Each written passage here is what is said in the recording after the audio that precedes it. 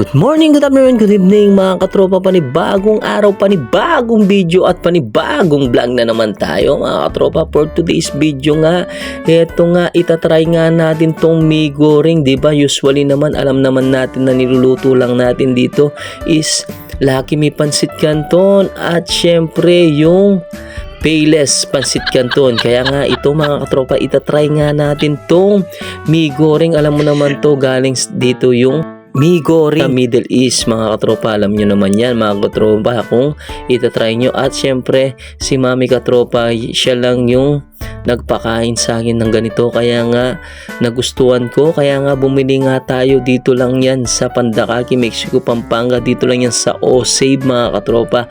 At bumili nga tayo ng 6 na piraso mga katropa. At ito na nga mga katropa, binubuhos ko na nga yung seasoning abang kumukulo na nga yung pinapainit natin at nilulutong noodles na mee goreng. Baka naman.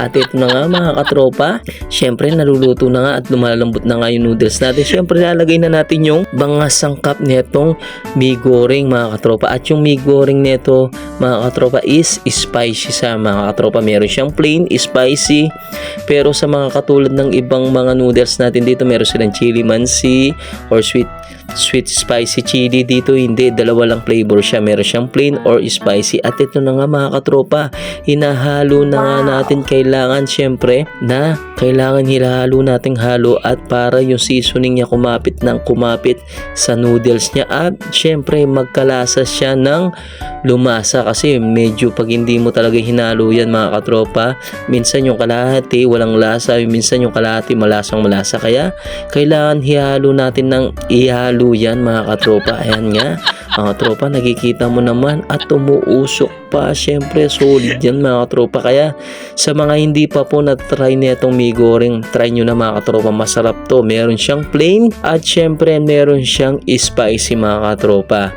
At yung mga seasoning niya, meron siyang garlic, meron siyang onion, at meron siyang medyo magkapaminta ganon na. Kaya masarap siya mga katropa. Kaya kayo mga katropa, try nyo to.